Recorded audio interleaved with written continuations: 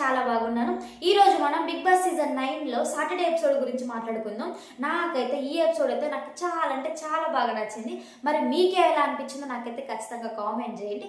అసలు ఈ ఎపిసోడ్ లో ఏం జరిగిందో తెలియాలంటే కీ పాయింట్స్ అయితే ఈ రోజు మనం ఈ వీడియోలో తెలుసుకుందాం. సో ఎవరైనా సరే కొత్తగా నా ఛానల్ ని చూస్తున్నట్టయితే ఒక లైక్ అండ్ సబ్స్క్రైబ్ చేసుకోండి. ఈ వీడియో మాత్రం లాస్ట్ వరకు చూడండి. సో ఇంకా మనందరికీ తెలుసు కదా, మొన్న జరిగిన ఎపిసోడ్ ఏదైతే ఉందో మిగ్నెట్ ఇన్విటేషన్ అని చెప్పేసి బిగ్ బాస్ నుంచి అయితే ఒక ఇన్విటేషన్ అయితే రావడం జరిగింది. సో ఓనర్స్ లో ఎవరైతే ఉన్నారో అంటే ఉండకూడదు, హోమ్ లో ఇంకా ఉండకూడదు అని చెప్పేసి వాళ్ళని నామినేట్ చేయాలి, అంటే హోమ్ నుంచి బయటకు వెళ్ళగొట్టాలి అని చెప్పేసి బిగ్ బాస్ అయితే చూస్ చేయడం జరిగింది. సో అందరూ కలిసి అయితే సంజన గారిని అయితే టార్గెట్ చేసినట్టు అనిపించింది. చాలా చాలా దొంగతనాలు జరుగుతున్నాయి, మాకు ఇబ్బంది అవుతుంది, సో మీరు ఉండకుండా ఉండడమే మాకు బెస్ట్ అని చెప్పేసి చాలా మంది అయితే తనకైతే ఓటింగ్ వేయడం జరిగింది. తననైతే బయటికి పంపించడం జరిగింది. సో బట్ బిగ్ బాస్ అయితే తననైతే సీక్రెట్ రూమ్ లో ఉంచి వాళ్ళు ఏం మాట్లాడుకుంటారు సంజన గారి గురించి అని ప్రతి ఒక్కటైతే సంజన గారికి అయితే వినిపించడం జరిగింది. సో అలా అయితే మనకైతే మొన్న ఎపిసోడ్ అయితే జరిగిపోయింది. సో నిన్న జరిగిన ఎపిసోడ్ లో నాగార్జున సార్ వచ్చిన తర్వాత మాత్రం నాగార్జున అయితే సంజన గారిని పిలిచి ప్రతి ఒక్కరు ఏవేవి మార్చుకోవాలని చెప్పేసి సంజన గారు అయితే చెప్పడం జరిగింది. నాకైతే చాలా జెన్యున్ గా ఉన్నట్టు చెప్పినట్టు అనిపించింది.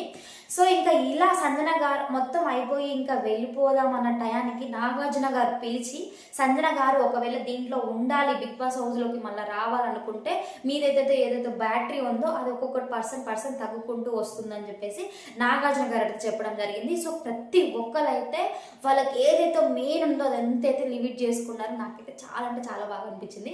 సో ఇంకా నాకు ఫస్ట్ వన్ నాకు ఎక్కువ బాధ అనిపించింది ఎవరైనా అంటే ఫస్ట్ వన్ వచ్చేసి రీతు. అంటే నా ఉద్దేశంలో నాకు కొంచెం మంచిగా అనిపించింది రీతు. ఎందుకంటే లేడీస్కి హెయిర్ అంటే చాలా ఇష్టం ఉంటుంది. బట్ తను రావాలి అని చెప్పేసి తనైతే అనుకొని హెయిర్ కట్ అయితే చేయించుకుంది రీతు. నాకైతే నిజంగా గ్రేట్ అనిపించింది. అసలుకి తన బిహేవియర్ ఎలాంటిదైనా పర్లేదు, బట్ తనకు తినిపించిందన్న ఒకటే ఒక మాటతోటి సంజన రీతుకి తినిపించిందన్న ఒకటే మాటతోటి తన హోమ్లోకి ఖచ్చితంగా రావాలని చెప్పేసి హెయిర్ కట్ చేసింది. అస్సలు నిజంగా గ్రేట్ అనిపిస్తుంది నాకైతే రీతు విషయంలో ఇది. ఇంకోటి ఏంటంటే సెకండ్ వన్ వచ్చేసి ఇమాన్యుల్ అయితే లిటరల్లీ ఎంత ఏడ్చిండో. మొన్న సంజన గారు హోమ్ నుంచి బయటకు వెళ్ళిన తర్వాత సీక్రెట్ రూమ్కి వెళ్ళిన తర్వాత కూడా సంజన గారు ఇమాన్యుల్ చెప్తుంటే సంజన ఏడుస్తుంది. మన లిటరల్లీ నాకు కూడా ఏడుపు వచ్చింది. అసలుకి అంత సెంటిమెంట్గా అనిపించింది. నిజంగా తల్లి కొడుకులు అయితే ఇలానే ఉంటారేమో అన్నట్టు అనిపించింది నాకైతే.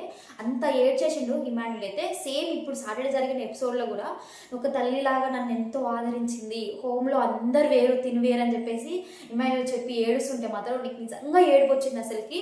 సో తను ఎంతగానో ఫస్ట్ వీక్ నుంచి ఈ వీక్ వరకు 3 వీక్స్ నుంచి మనకి కెప్టెన్ అయితే నడుస్తుంది.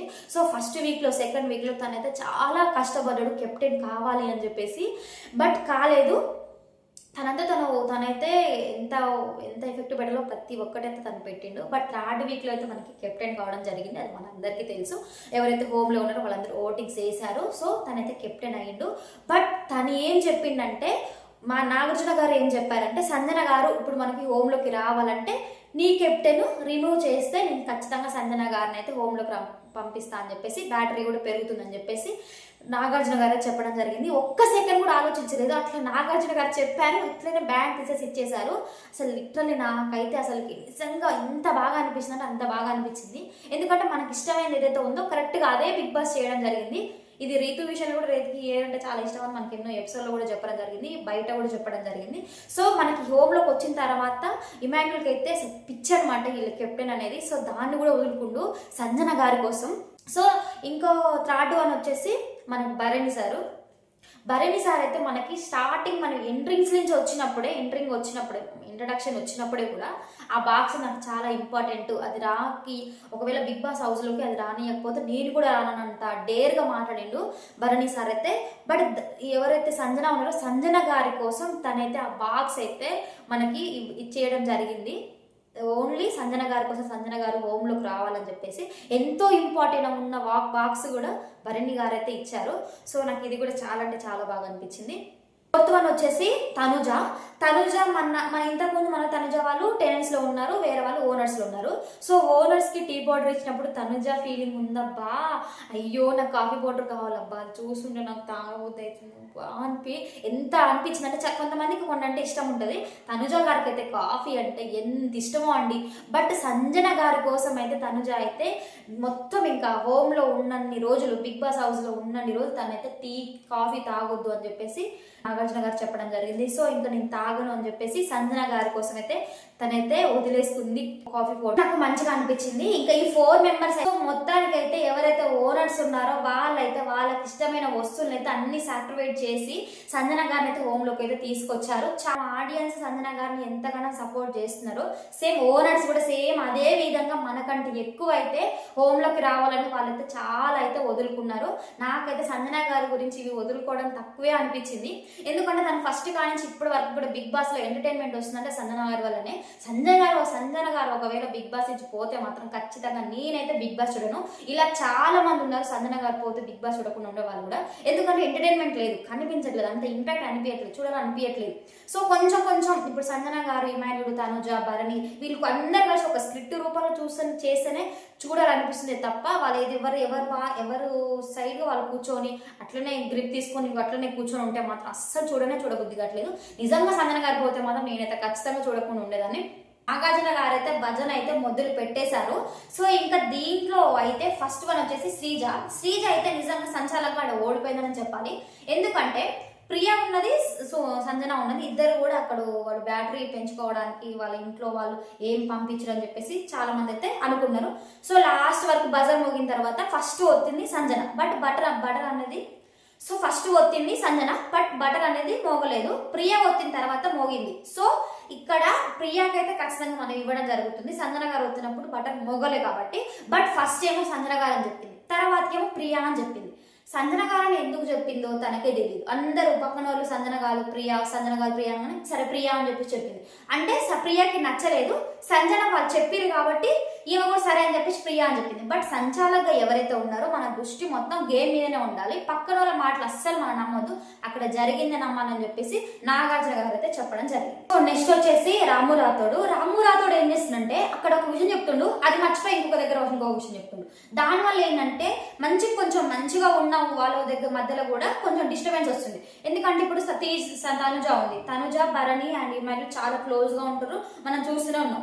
బట్ ఇక్కడ ఏదైతే కాఫీ గురించి జరిగిందో తనుజ ఒకటి అంటుంది, రామురాథుడు ఒకటి అంటుండు, సంజన ఒకటి అంటుంది, ఫ్లోరా ఒకటి అంటుంది. అసలు ఫ్లోరా అనే ఆమె గురించి అసలుకి తనుజకి చెప్పలేదని చెప్పేసి తనుజ అంటుంది. బట్ నేను చెప్పినా అని చెప్పేసి రామురాథుడు అంటుండు. సో దీని గురించి తింటుండు కదా అని చెప్పేసి ఇమాన్యుల్కి అక్కడ తనుజ మీద కోపం వచ్చింది. ఎందుకు అంటున్నావు అట్లా అని చెప్పేసి, ఎందుకు కోపడుతున్నావు అట్లా అని చెప్పేసి తనుజ మీద కోపడడం జరిగింది ఇమాన్యుల్. సో దీనివల్ల ఏమవుతుందంటే అక్కడ జరిగిన విషయం కరెక్ట్ గా తీసుకొచ్చి ఒక పర్సన్కి చెప్తే ఓకే అక్కడికి అయిపోతుంది. బట్ రామురాథోడు ఏం చేస్తుందంటే నాకు ఒక విషయం చెప్తుండు, బట్ అక్కడికి వెళ్ళిన తర్వాత ఆ విషయం ఇంకోసారి మారుతుండు. తర్వాత లాస్ట్ చెప్పగానే ఏమంటుండు, ఇప్పుడు మనం నిన్న నాగార్జున గారు చెప్పినప్పుడు కూడా ఏమంటుండు, నేను అలా అనుకోలేదు సార్, నేను చెప్పినా అనుకుంటున్నా అంటే నేను రోజు అందరికి చెప్తున్నా కదా కాఫీ తాగుతారో లేదని చెప్పేసి, నేను అక్కడ చెప్పినా అనుకున్నా అని చెప్పేసి రామురాథోడు అయితే చెప్పడం జరిగింది. సో ఇంకా ఈ విషయాన్ని అయితే ఇట్లనే కంటిన్యూ చేస్తే మాత్రం రామురాథోడు అయితే ఖచ్చితంగా అయితే ఎలిమినేషన్ అయిపోతాడు. ఎందుకంటే ఈయన వల్ల పక్కన వాళ్ళకి కూడా ఇబ్బంది అవుతుంది, పక్కన వాళ్ళ రిలేషన్ కూడా ఖరాబ్ అవుతుంది నా ఒపీనియన్. మరి మీదే ఒపీనియన్ నాకు ఖచ్చితంగా కామెంట్ చేయండి.